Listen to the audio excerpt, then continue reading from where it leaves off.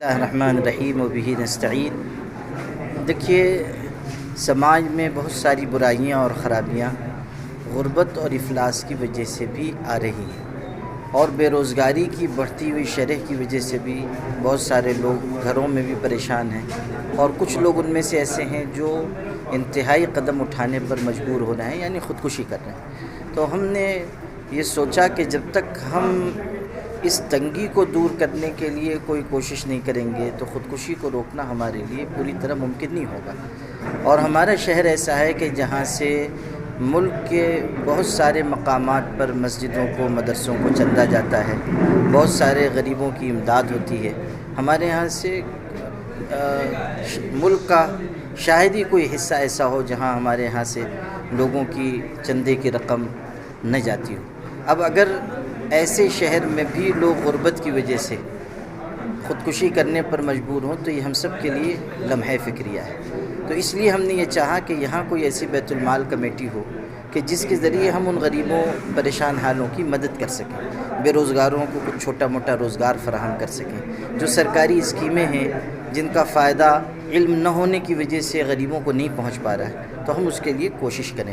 اسی لیے یہ شہری بیت المال کمیٹی قائم کی گئی ہے، اور ہم یہ کریں گے کہ جو ہمارے یہاں اہل خیر حضرات ہیں، خرچ کرنے والے ہیں، ان میں سے 300-400 حضرات کو ہم اس کمیٹی سے جوڑیں گے، اور ان کے ذریعے جو تعاون ہوگا وہ ہم تحقیق کے بعد ان مفلسوں، ناداروں اور پریشان حالوں تک پہنچائیں گے جو واقعی ضرورت اور امداد کے حقدار ہیں۔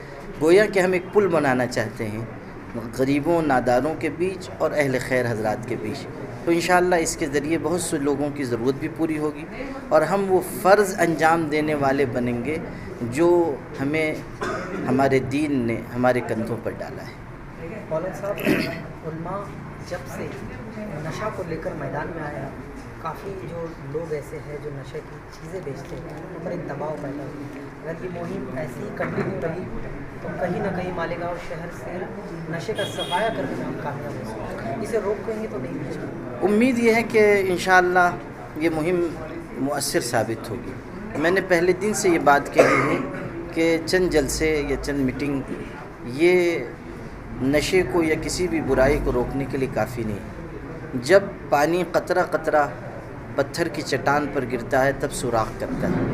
کسی بھی کام میں کامیابی تسلسل کی وجہ سے ملتی ہے اور محنت کی وجہ سے ملتی ہے۔ تسلسل، محنت اور خلوص، یہ تین ایسی بنیادیں ہیں جو کسی بھی کام میں کامیابی اور سرخروئی کا حصہ پیدا کرتی ہیں۔ ہم چاہ رہے ہیں کہ انشاءاللہ اس کو ہم تسلسل کے ساتھ، خلوص کے ساتھ اور محنت کے ساتھ آگے بڑھائیں تو اللہ نے چاہا تو اچھے نتائج آئیں گے۔ مولانا صاحب، میں آخری سوال آپ سے کرنا چاہوں گا کہ خاص کر نوجوانوں کو لے کر کچھ ایسی اپیل آپ کرنا چاہتے ہیں جس سے نشے کو لے کر کچھ فائدہ انہیں پہنچے؟ دیکھیے، نوجوانوں کو بیدار کرنا پہلے مرحلے میں ضروری ہے۔